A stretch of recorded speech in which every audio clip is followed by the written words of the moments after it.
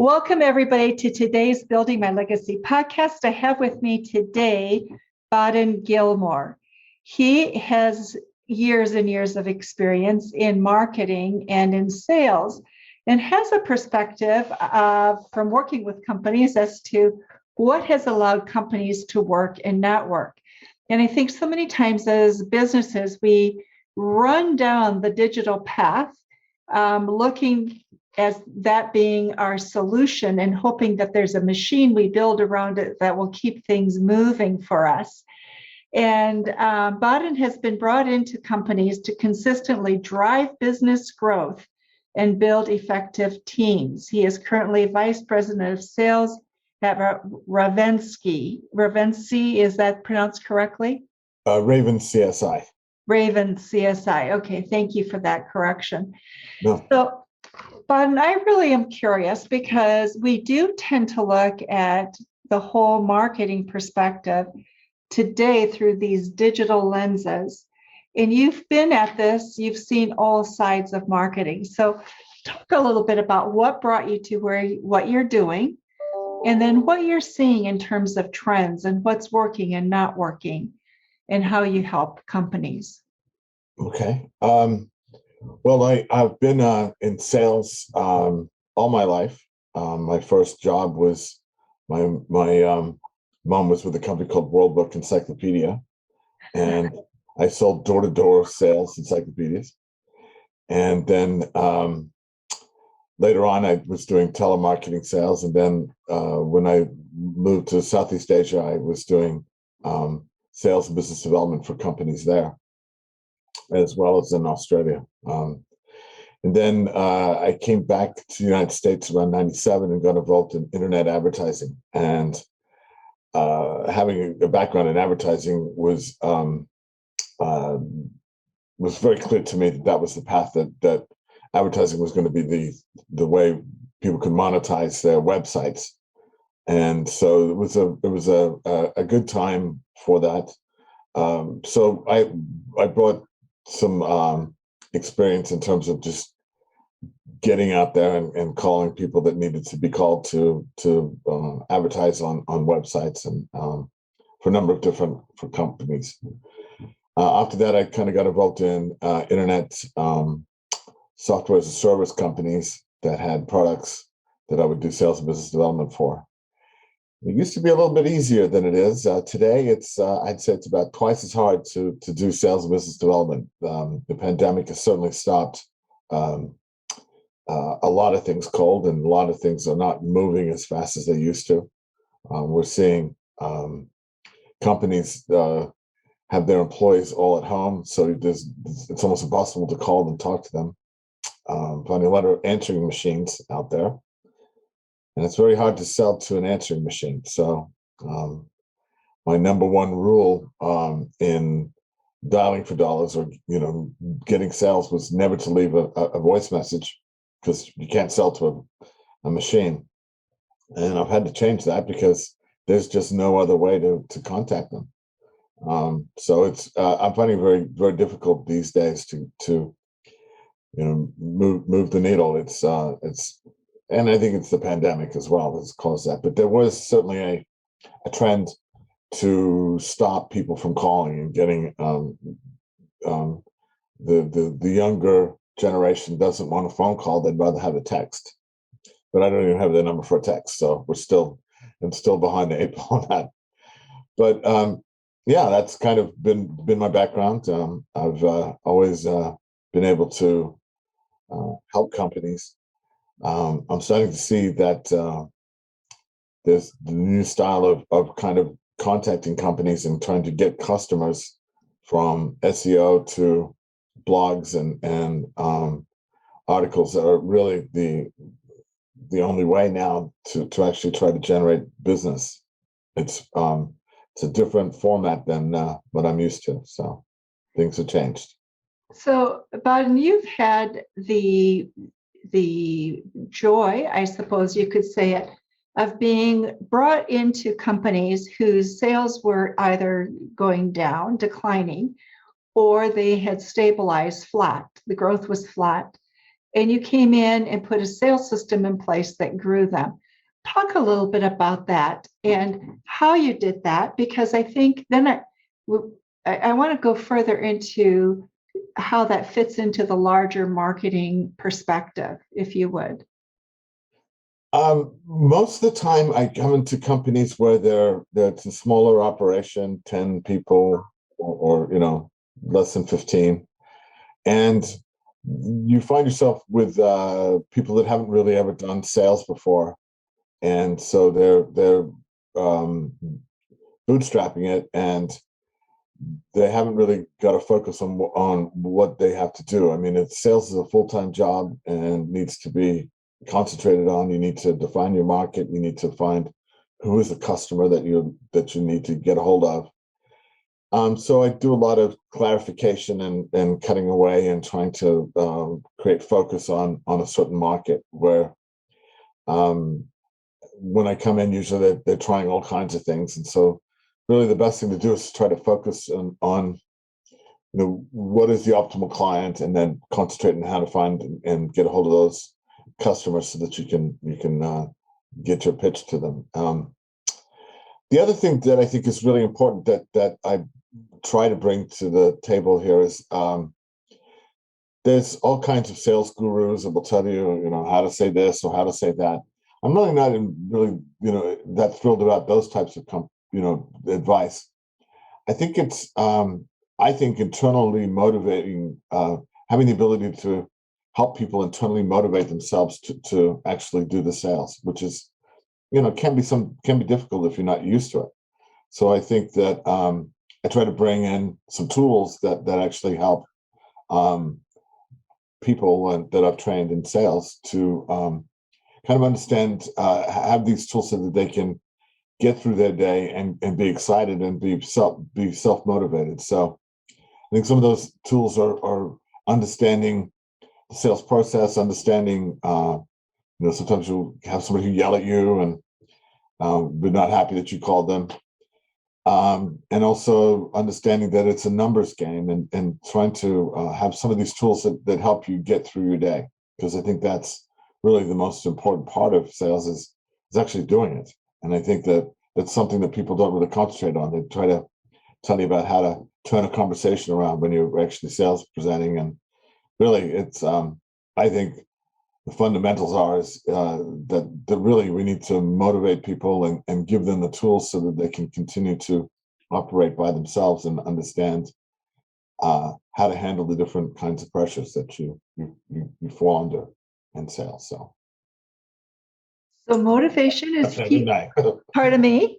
I think I went off the script there a little bit. No, it's fine. It's your experience that I think the audience wants to know and learn. So how do you motivate yourself? That is the number one problem. I think, I look at myself and I look at my calls and what I plan to do for the day. Some days I'm really on and I do it first thing. Other days I take a look at my list and sales moves to the bottom of my page. That's not a good day. So, right. So tell me, how do you motivate yourself? Well, I think I have a couple of rules that I like to adhere to. One of the rules is I never make more than 50 calls a day. At the end of 50 calls, I stop. I'm done. If there's some days that I'm just not in the mood and I've got a filthy attitude, I don't even do it. I give myself the latitude to understand that some days are going to be good and some days are going to be bad, but you don't have two in a row. The other thing that you need to realize is that the sales are really a function of demonstrations or presentations. On the average, every 3 presentations you should get 1 sale. You do 6 presentations and you get no sales. You still got to understand that it's just the odds. And then the next 2 demonstrations or 3 demonstrations, you get 3 sales. It's really a numbers game. So if you can use in the back of your mind that this is just a numbers game and that I've got to do my numbers. So as long as you do your numbers, don't go over 50 calls, uh, set yourself up for the next day at the end of the day, and motivate yourself in terms of just one call at a time. Just get one call done at a time. And when I talk about 50 phone calls, I'm talking about 50 dials. So if I've dialed the same number 3 or 4 times that day, that's four calls. So that's four, in my opinion. So Got because it. you can kill yourself, and you've got to preserve yourself so that you can do this again tomorrow. So you set these rules up, you set up what you're going to accomplish. You don't try to, overkill yourself, because you're going to be doing it again tomorrow and then the day after that. So as long as you kind of protect yourself and try to understand where you're at. So if you're halfway through your day and you get to finish early, halfway through the working day, but you get to finish, in a couple more hours and you're done, then you got the rest of the day off. And that's a nice thing to do. So it is really one call at a time. And remember that, you're just trying to get presentations. And so another thing that you should keep in mind is that every 9 calls that you actually get a hold of somebody, you're going to get a presentation or a demonstration. So if I get a hold of 9 people, give them my pitch, I will get one presentation or demonstration with them. I get 3 of those, I'm going to get a sale. So if you keep in mind the numbers and have faith in the numbers, it'll make you feel a little bit better. Some other things and some other tips that I like to keep in mind is sometimes you're not feeling good about it. You're just not feeling great. So sometimes I try to turn my mind around and turn things around when I'm talking to them, that I feel I have put in my mind that I'm actually calling them to buy their product. And I put that in my thought before I actually call. And it turns the way I speak and the way I react and talk to them in a bit of a different manner. And you enjoy it, and you have fun with it as well too. So, there's an honesty about that. You're not really going to buy their product, but what you're saying is you're putting yourself in their shoes right. to understand what their product is, what their needs are, so you can really have a more fluid conversation. Is that correct? Well, no, it's more of a mindset that you're getting yourself into. Rather than thinking that I'm calling somebody to bother them, I kind of call them and go, I'm calling to buy your product. And I'm talking to somebody that's that's my mindset going in. And I change it a little bit. Sometimes I don't do that. Sometimes I do it. But I think the other thing too is, you want to smile before you pick up the phone and talk to somebody, and a smile before you dial. But I think another one too is that just have fun with it. We're all doing a job. We're all so you might as well have some fun. So one of the things that comes up, and I'm very lucky because of my name, but I will call and somebody will go, "What's your name?" And I go, "Well, it's Baden Gilmore." And they go, what's the last name? And I go, Gilmore, like in Happy, the movie.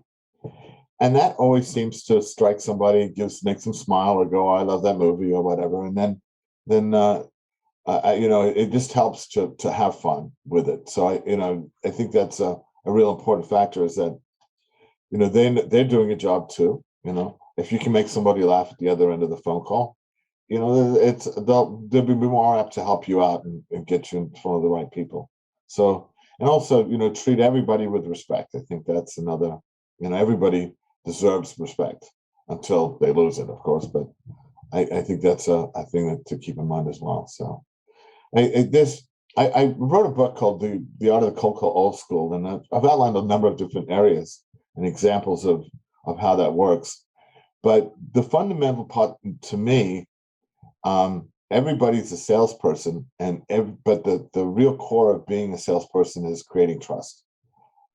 I want you to believe in the things that I'm going to tell you, and as long as you see me as authentic and see me as telling you the truth, and then being and understanding that's really how really things get bought and sold, is people trust each other, and that's the fundamental of all commerce, really. So I think that's what you're doing. You're not selling a product right now. When you first call people and talk to them, you're selling yourself and selling the trust that you can bring to them. So that is, another key element. The other gurus that you talk about or you've seen where they like, would you buy this product if I gave you a 2% discount? All of these things. I never discount. The price is the price, and that's that. I just flatly refuse to do that. But I think that these tricks that everybody, the used car salesperson, if I buy it today, I'll give you $200. Will you buy it today, or whatever the deal is? Or these don't work. Nobody, buys off on that. As soon as you say it, you've just immediately lost trust. So people can just be themselves. They can, as long as they've got a decent presentation, that they know their product backwards and forwards. Because what happens is you'll have a presentation that's all set out A, B, C, D, and E, to the end. But inevitably, what happens is people will actually ask you questions from the middle of your presentation and back to the end of the presentation, or vice versa. So as long as you know everything backwards and you're honest, you're a good salesperson as far as I'm concerned. And I think learning these, tricks of what to say when you get an objection, or try to get, people to say yes, yes, yes. And so that when you ask them the hard close, that they say yes. I don't believe in any of that, actually. So. Okay, so Yeah. What's refreshing about that is that then anybody can do it, because there's no Exactly. formula in terms of how to proceed. No, and it's by practice and by talking to more and more people that you get better and better just by doing it.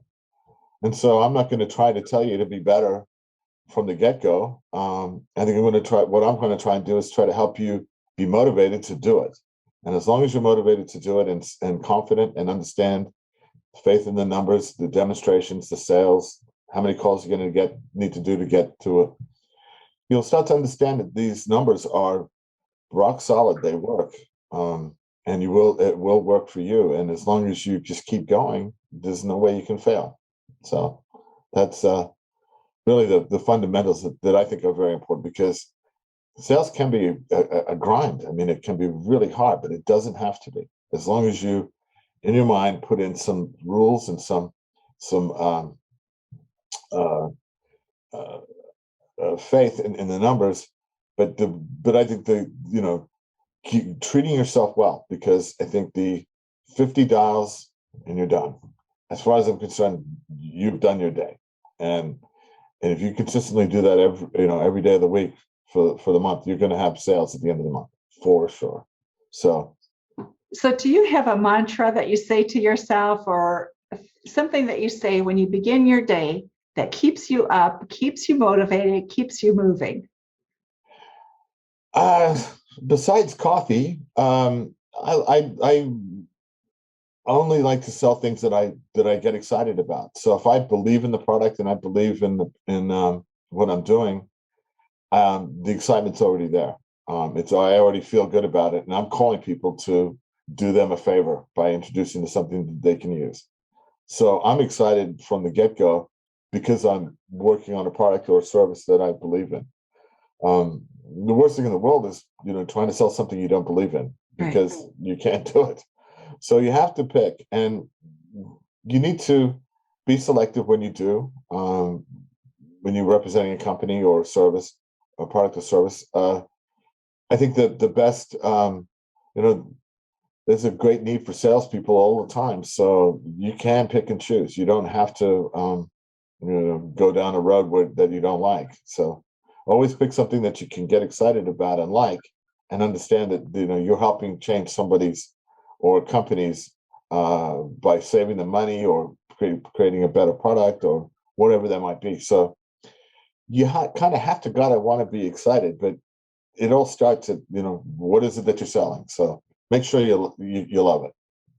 So one of the things that I appreciate about your perspective is the notion that you're actually going to talk to somebody.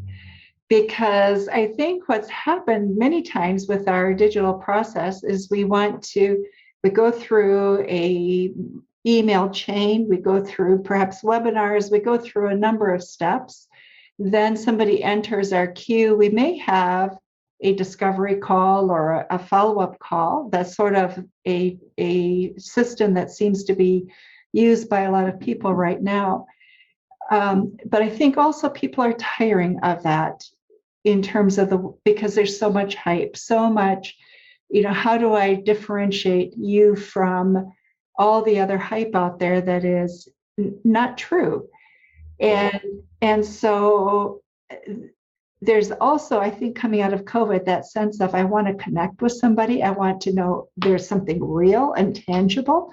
So would you speak to that a little bit in terms of that tension that we have about how marketing is executed today?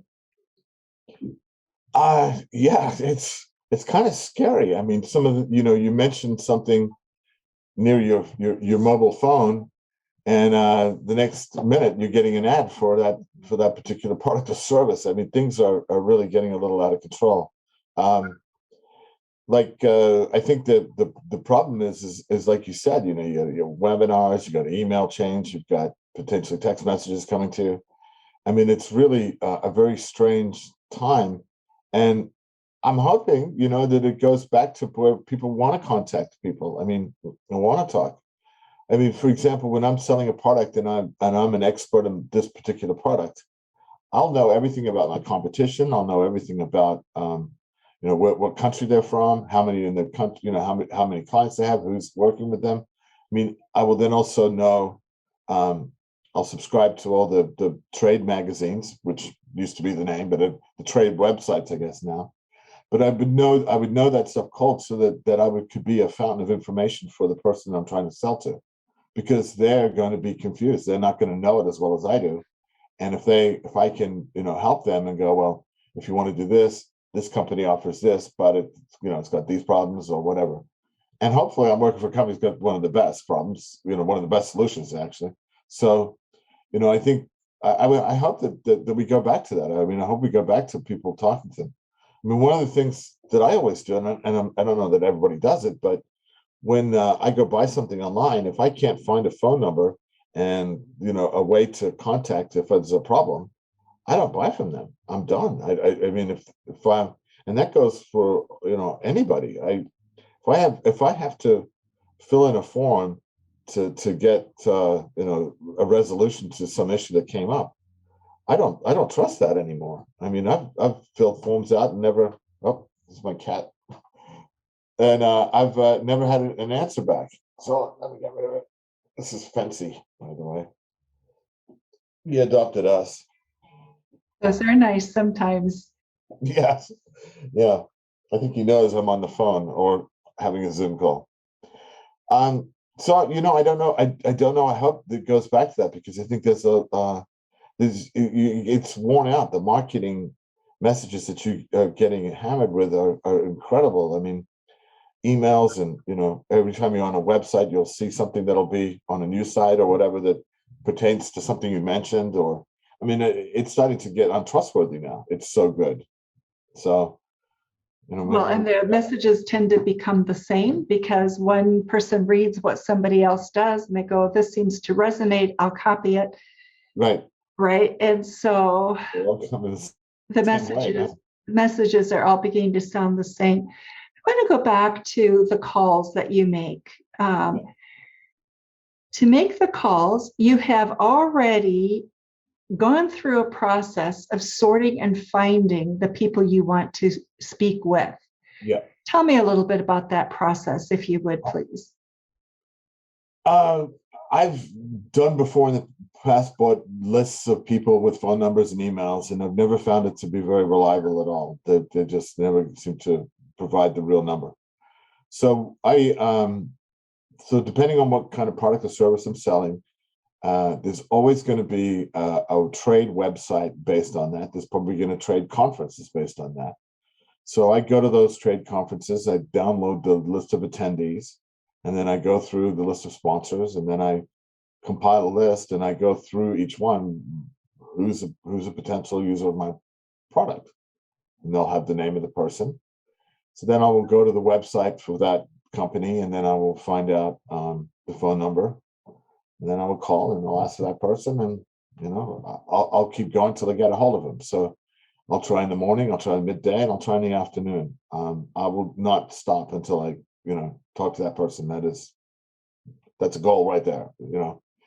And then if that happens, then I'll move on to the next one, to the next one. And so I know that if I can talk to that person, explain to them what I have, the chances are, I believe, because I'm that excited about the product I'm selling, that will buy it. So that's really how I mine numbers and get the right people's names, because inevitably, and then if you read the articles, there'll be somebody doing a deal with one other company or so on, who could be somebody who could be a client of yours.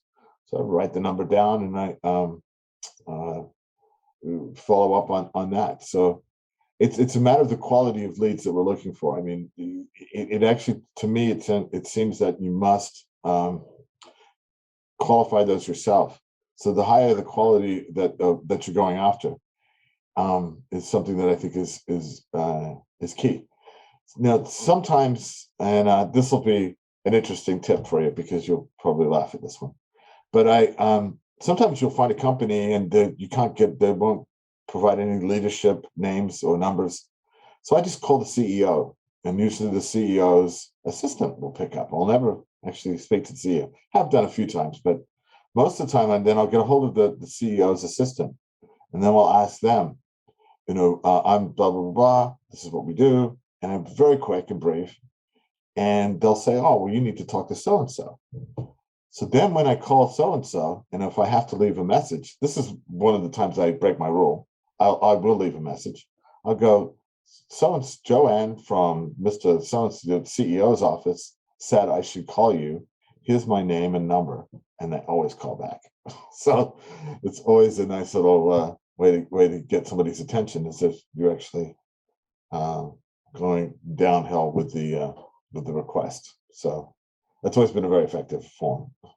So I want to back up a little bit, because the research process that you're going through is tremendous, right? So to call out 50 names to call every day, how many hours of research are you putting in to get those 50 names? Well, I'm not doing 50 names per se. I'm doing 50 calls. So I'm dialing the phone 50 times. Got it. Okay. Sometimes I might call the same person 3 or 4 times. So I'm not actually talking to 50 people. But you got to remember that the quality of what I'm calling and who I'm calling are right on the money. I mean, I'm not going down a path where we're not in marketing, where we're throwing mud at the wall. We're actually, the quality of leads that I'm generating from my researchers are so on the money, and I've done this for so long that I'm not wasting their time or my time trying to reach and get a hold of them. So the research to me is really the only way to do this, because if you wanted to take the other version of this and just try to send an email out to everybody or advertise to certain people with a certain background, you're going to spend a ton of money. I mean, I've done this. I've thought, well, this is hard work, what I'm doing, but let's see, maybe I can make it easier. And I've never found a way to do it, till now. There hasn't been. And I've seen services, I've seen all kinds of things. So I don't, now, if I was working for a company and had a huge budget and I could do that and spend whatever amount, but people would start calling and emailing me, I would be happy. But the problem is that no company can sustain that. The cost of actually doing it per client closed is so incredibly high that it just can't be sustained. They can do it, once a quarter, or whatever, but they just can't keep it up. So the only way to consistently get sales is to be talking to qualified clients that you've pre-screened and qualified, and then calling them. So the higher quality of the people that you're talking to is key. I mean, and then with all things being equal, that your product knowledge and your knowledge of the competition is on the money as well, then the stats will ring true. Nine calls to 9 conversations will lead to 1 presentation, and then 3 of those presentations will turn into a sale. And it rings true every single time. It's never failed. And it's, all things being equal, and you have a decent presentation, and the product works, and all of these things. But yeah, at the end of the day, that's really I found to be the only way to do anything. I mean, and I would love to see. I'd love to automate it and get rid of it, and not have to do that. But at the end of the day, I'm looking for quality leads. I can't waste my time, and because it's a lot of work. I think I appreciate that, because I think more and more people are looking for that realness, and I appreciate what you bring with that. Our time is almost up, and so what have we not covered that should be talked about that would be useful for people to know? Well, I'd love to be able to tell you now, but I'm sure that 10 minutes after we're done, I'm sure something will come up. So, but I really can't think of anything right now. I hope I haven't pontificated too much. I certainly have a different perspective, I think, than most. Yeah. But, would you just share your book, please, that you have written? Oh, I have a copy of it right here, by happenstance. The Cold Call Old School. Can you see that? Yeah. Bring it down just a little bit, please. Okay. How to cold call old school. Okay. Thank you. Yeah. You buy it on Amazon. On Amazon, like everything, isn't it? Yeah, I know. Damn guys is taking my job too. Yeah. So, but, thank you. Yeah, thank you so much for being with us today, and for all your wisdom and what you've learned and shared relative to calling and talking with clients. So for those of you who are listening to our podcast today, please go visit Amazon and pick up Baden's book. It'll be helpful to you, I'm sure. And thank you for being with us on Building My Legacy podcast. Thank you to you, Baden, for being with us as well. Well, I also want to thank you for even inviting me. It was a pleasure and an honor. Thank you so much, Lois. I appreciate it. You are welcome. Very kind of you. Thank you for watching my video. Don't forget to like, subscribe, and click the bell button above. Leave comments. We'd love to hear what you think, and visit our other social media links as well. Thanks much.